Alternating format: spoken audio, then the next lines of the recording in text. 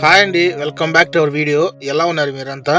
ముందుగా అందరికీ రంజాన్ శుభాకాంక్షలు అడ్వాన్స్గా. ఈరోజు వచ్చేసి ఇంకా కోవిడ్ వాళ్ళు రంజాన్ దగ్గర పడుతుంది కాబట్టి ఇంకా సూక్లకి అయితే వెళ్తూ ఉంటారు, అసలు ఖాళీగానే ఉండదు. సో దానిలో భాగంగా మేమైతే సూక్ అయితే బయలుదేరినాము. మధ్యలో అయితే ఒక చిన్న షాపింగ్ ఉంటే అక్కడికి వెళ్ళిపోయినాం అనమాట. అక్కడ చూస్తే మా షాపింగ్ అంతా రిటర్న్ చేసుకొని ఇంటికి వచ్చేటప్పుడు మధ్యలో బండి అయితే పంచర్ అయిపోయింది. అదే పనిగా సౌండ్ అయితే వస్తూ ఉండింది. ముందు పోయినప్పుడైతే రాట్లా. సో ఒక పక్క బండి ఆపి చూసినాం అనమాట. పంచర్ అయితే ఎవరో నటుతో మేకుతో కుచ్చి నటుతో బిగించినట్టు సోనరతో బిగించినట్టు అయిపోయింది. చూడండి ఒకసారి మీరే టైర్ మొత్తం ఎంతలా ఉండదో మేకు, అంటే సేల్ అంటాం కదా, అలా ఆ విధంగా అనమాట. ఇక మాకైతే సౌండ్ వస్తానే బండి ఆపి చూసినాం కదా, చూసిన తర్వాత లైట్ చూస్తే టైర్ మొత్తం సౌండ్ వచ్చింది దబా దబా అని. ఎందుకులే అని చెప్పి మేము హాస్పిటల్కు అంబులెన్స్ హుటాహుటిగా వెళ్ళినట్టుగా మేము కూడా గాలి ఎక్కడైతే పోతుందో అని చెప్పి బదరాగా ఇంకా షెడ్కి అయితే తీసుకొచ్చేసాము బండి.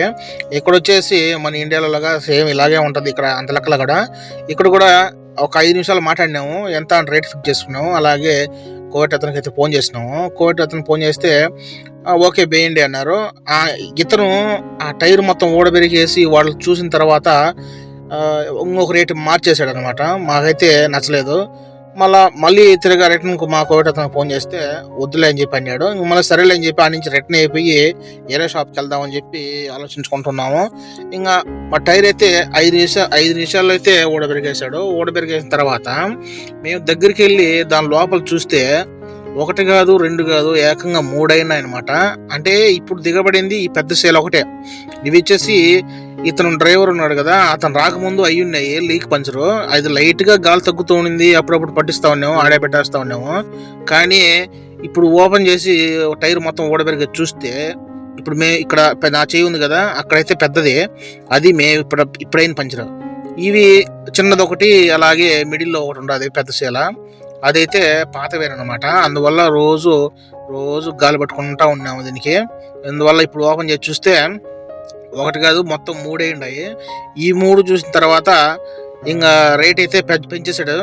ఇది పెద్దది గాను బలంగా అయింది, ఇది మామూలుగా వేస్తే కుదరదు అంటే ఆడికి మేము చెప్పి చూసినాము ఇంత అంటే లేదు ఇవి ఒకటే అని చెప్పి రేట్ చెప్పినాను. ఇప్పుడు 3 అయితే ఇంత ఇంకొక రేట్ అయితే చెప్పినాడు.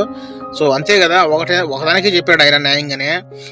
టైర్ మొత్తం ఊడబెరికి చూసిన తర్వాత 3 అయినాయి కాబట్టి రేటు కూడా ఎక్కువగా చెప్పాడు.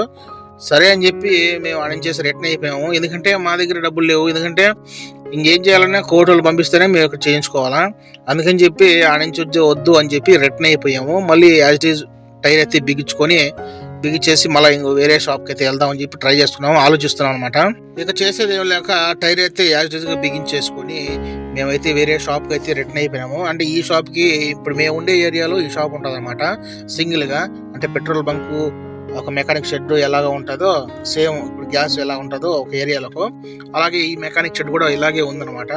సో ఇంక నుంచి మేము ఇండస్ట్రీస్కి, అంటే కంపెనీలు ఉంటాయి కదా, అంత మెయిన్ మెకానిక్ షెడ్లన్నీ ఉంటాయి కదా, ఒకదాని తర్వాత ఒకటి అలాగా చాలా ఉండే కాడికి వెళ్ళిపోయినాము.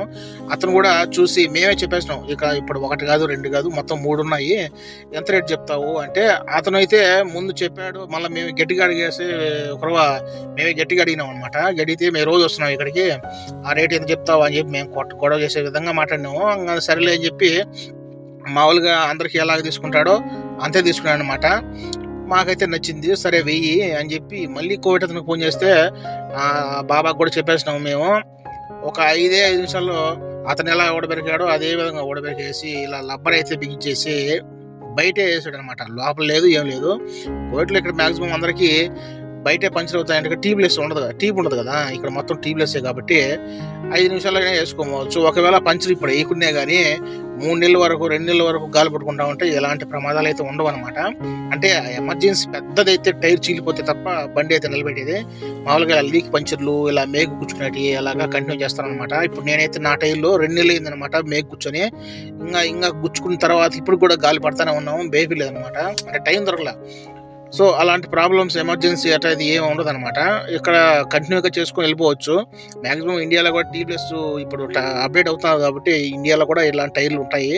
సో కాస్ట్లీ కార్లకైతే ఉంటాయి అనమాట. మామూలు ఆర్డినరీ ఇప్పుడు సైకిల్ మోటార్ ఇలాంటివి అయితే టీప్లెస్లు కూడా వస్తున్నాయి మామూలుగా ఇప్పుడు సో అదేవిధంగా ఈ ట్యూబ్లెస్లు ఏదైతే ఉంటాయో వీటికందరికీ ఇలాగా మామూలుగానే రబ్బర్తోనే వేస్తారనమాట, మామూలుగా ట్యూబ్ ఉంది కాబట్టి. సో బిగిచ్చేసాడు, మాకైతే నచ్చింది. చెక్ చేశాడు, చెక్ చేసిన తర్వాత ఒక రేట్ అయితే అతనికి ఆన్లైన్లో మేము చేసామన్నమాట, చేయించినాము కోడళ్ళకి ఫోన్ చేసి. ఇంకా 5 నిమిషాలు బిగిచ్చేసాడు కాబట్టి ఇంకా మళ్ళీ రిటర్న్ అయిపోయేసి మళ్ళీ వస్తాము, ఇంకొక బండి కూడా పంచర్ అయ్యి ఉంటుంది, అది కూడా ఇక్కడికే తెస్తామని చెప్పేసి మళ్ళీ మేమైతే రిటర్న్ అయిపోయాము. ఇప్పటి వరకు వీడియో చూసారంటే నచ్చే ఉంటుంది, కింద రెడ్ కలర్ లో సబ్స్క్రైబ్ బటన్ ఉంటుంది, నొక్కేసండి. అసలు సపోర్ట్ లేదు నాకు, ఎన్ని వీడియోలు పెట్టినా కానీ, దయచేసి సపోర్ట్ చేయండి.